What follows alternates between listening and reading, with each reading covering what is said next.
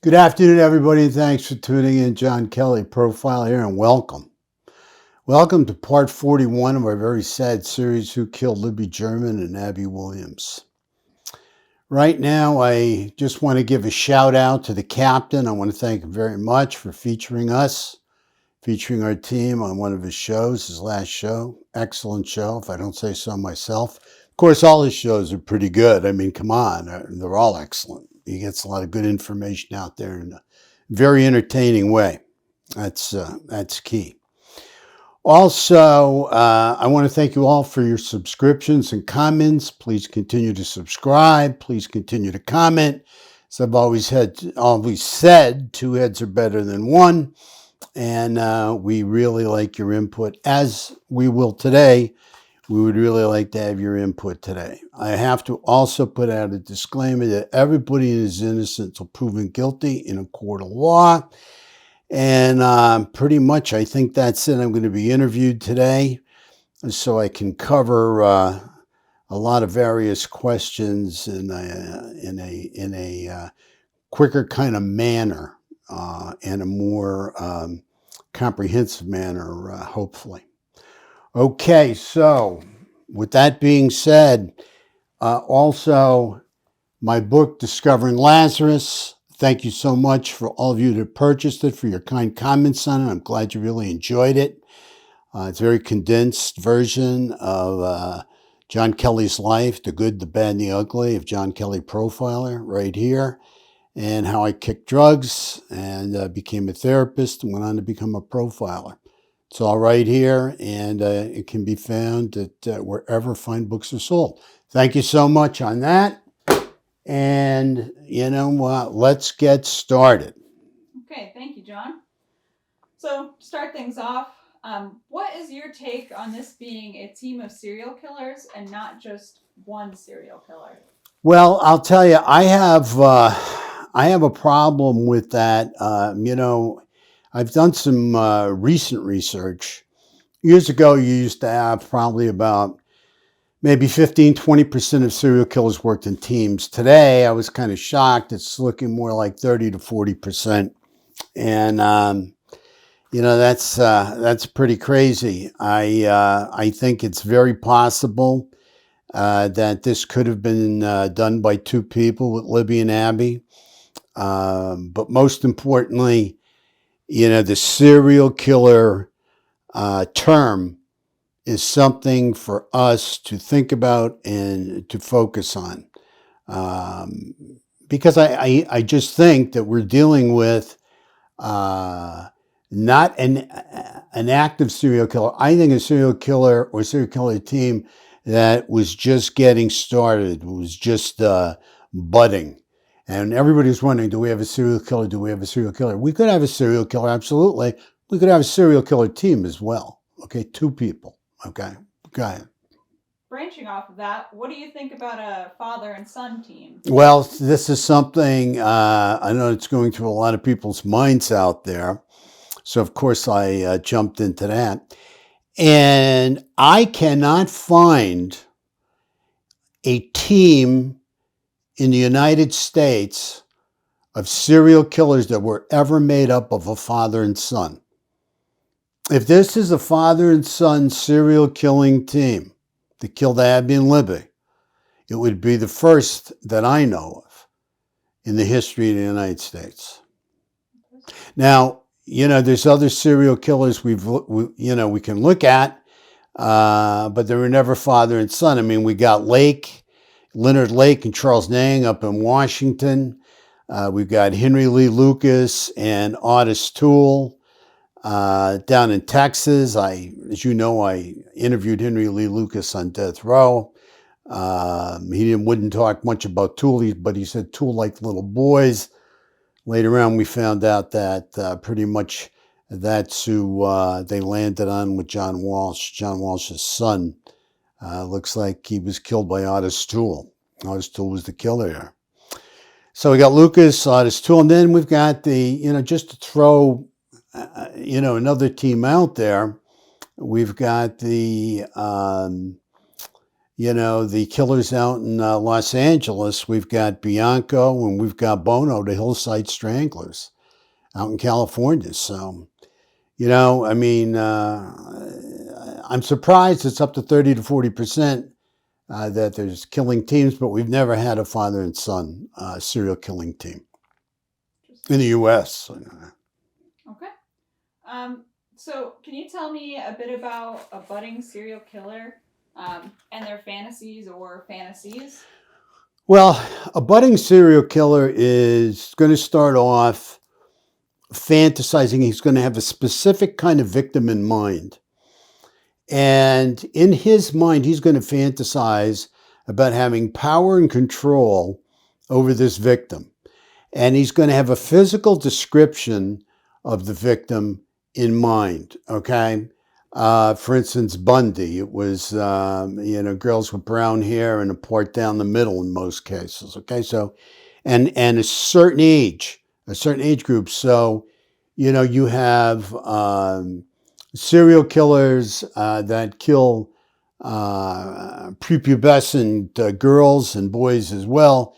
And in this case, I think we're looking at a budding serial killer that started, if we have a serial killer, which I believe we do, that started with Libby and Abby, okay? And the reason we believed that, this was their kind of first time out or whatever, is because they one had to have experience to take on two girls at the same time, or there had to be two of them, and there was no worries. So that's where we get the team from. But also, if they didn't have any experience, it could be a lack of experience in a way, lack of sophistication, where they just got lucky and were able to take on two girls at the same time if it was only one person. And so that means they got very lucky their first time out because, as my partner Frank Adamson brought out, we cannot find a history in that area of similar murders of victims at this particular age. Okay, we can't hone in. They could be out there and we don't know about it, but we can't hone in on it. So that's why I think we'd be talking about somebody that's just really getting started. And you know what? Supposedly, technically a serial killer is someone that kills two people within a period of time, like kills one person one day and then 2 or 3 months later, 4 months later, 5 months later, kills a second person. It used to be 3, now it's down to 2. Okay, so, to me, I don't let that kind of minutia enter my mind. If you killed 2 little girls within 5 minutes of each other or 5 months of each other, okay, as far as I'm concerned, you're a serial killer. Okay, this is where you got to get, you got to think outside the box and kind of, not just focus on the academia and the technicalities of the book, Makes sense. Okay. How do you think Libby and the YouTubers here have kept the serial killer from reoffending? Well, if we believe it's a serial killer, which I believe this was a budding serial killer, he was on his way. This person was going to kill more people. I really believe that. Probably more young girls. That was his victim of choice. And that was the age group. That's what his fantasy was focused on. I think Libby saved a lot of lives.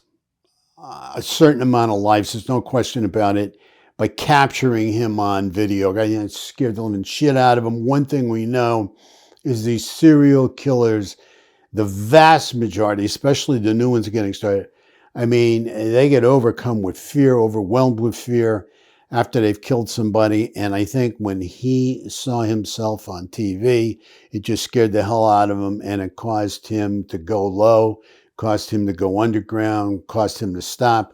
Now, 5 years have gone by, right? No other murders of girls that age or similar victims. So what's been going on? Yeah, There recently, or every now and then, we see something in mainstream media, but where's been the constant? And that answers your question about Libby and YouTubers. The YouTubers have kept the girls alive, have kept this case alive, have kept the pressure on. Okay? So every time there's something out there, this guy doesn't know if he's going to see himself again, based on some kind of description that some YouTuber puts out there, or based on, some behavioral hits we put out there. I'll guarantee you, they find that guy is going to watch John Kelly Profiler a lot of times. He's going to be one of our biggest viewers. I'll guarantee you that, to see what we had to say about him. And like, the commander-in-chief of the state police said, the superintendent, Doug Carter, he's watching. Doug Carter said, he's watching. Doug Carter is absolutely positively correct. This guy watches everything anywhere he can to see about anybody having anything on him or getting closer. Fair enough. What do you think about somebody targeting young girls for pornographic pictures in general? Well, you see, this is the thing that really jumps out at me, because usually, and I've done this in an earlier video, one of the hits that we're always looking for is voyeurism. Okay, now what is voyeurism? We call, he's a voyeur or a peeping Tom. Okay, well, you can say that. But really, if you look at the definition of voyeurism is anybody getting any kind of sexual stimulation or gratification from any kind of sexual body part. And that even includes pictures. A lot of people don't know this. They think to be a voyeur, you got to look through somebody's window. Not necessarily correct. Voyeurism, the true definition is, peeping through windows, looking through whatever, but also very much focused on seeing pictures, in porno magazines or wherever pictures can be seen of naked girls. And I believe that is part and parcel of this person's MO, that grabbed Libby and Abby. And they said there was no sexual contact with Libby and Abby, okay? That's what the word is out there. How true that is, I don't know. But I do know that a lot of these guys are lookers. They get off, pleasuring themselves, masturbating, looking, okay, and not touching, or they are just impotent and there's nothing they can do but look. So going off of this, John, do you mean to say that these killers are visual? Yeah, see, this is something I wanted to get out there for the audience too, because a lot of them say, John, what do you mean by a visual primary intake sense? Pretty much all of us are visual, right? You see, there's 3 primary intake senses, okay? And I feel honored to explain this to you guys and to kind of teach a little bit. There's 3 primary intake senses. You have your visual, and through your eyes, your auditory, which are your ears, your mouth, what you say, and your kinesthetic, your hands-on feelings kind of person. And everybody's different. Now, the majority of people have a visual primary intake sense. Now, the key here is primary, because all of us use these 3 primary intake senses, except the serial, okay? And I'll explain that to you. The serials are usually about 80% visual and about 20% auditory. You will not find a feelings, kinesthetic, touchy-feely, kind of sensitive serial killer, okay? It's not going to happen. These guys don't have any remorse. They don't have any guilt. So right away, out of the 3 primary intake senses, the visual, the auditory, and the kinesthetic, we have to remove the kinesthetic. That leaves us with the visual and the auditory. Like I said, about 80% are visual, 20% are auditory, all right? These guys have no feelings, all right? They have no remorse. They have no conscience. They are not a feelings kind of person, all right? So kinesthetic goes out the window. So now we're left with the 2. Well, with Abby and Libby, And I said this before in the video too, this is a person of few words. Guys, down the hill. Now I know there's more. I know they have more. I know they have it on video. They have more sound bites. But still in all, I have to believe this is a guy that visually stalked them somehow. My partner Frank Adamson was very focused right from the beginning, and then being catfished, and somebody stalking them online, and somebody watching them. And that is usually an extremely visual person. And extremely visual serial killers like Ted Bundy or any of the rest, very focused on voyeurism and seeing visual things and getting sexually stimulated by seeing visual things and entertaining that visual fantasy in their minds. Okay. One last thing here, John. Didn't you feel before that the killer of Libby and Abby may or would have a history of violence, such as killing small animals? Yeah, I usually find that. We usually find that these serial killers are very cruel to animals and do kill animals. We even believe this guy's a hunter, had something to do with hunting or fishing, definitely knew the creeks or whatever. But, I got to tell you that is usually there, okay, the killing of smaller animals and then moving their way up to bigger animals. In fact, I remember a really sick psychopath telling me, listen, you start off with small animals and you work your way up to bigger animals, and that's how you work your way up to killing a human being, okay? So I think that's something that we would like to find as well in their history. But you got to understand something too. We put a profile out there. No profile is perfect, especially if you're going to, really work all the angles. I mean, it's going to be really hard to have anything that's perfect or 100%. We're usually pretty good, but perfection's, it's something we're not. Yeah. Okay. I'll say you're pretty good myself, John. Thank you. Alrighty, thank you so much. I appreciate it. Yeah, and I want to thank everybody for tuning in. We'll be following this case. We'll get more information out to you. The most important thing is make it a great day. Stay safe. Take care of yourself out there. Be on your toes. It's a dangerous world. God bless, and just have a wonderful day. Thank you.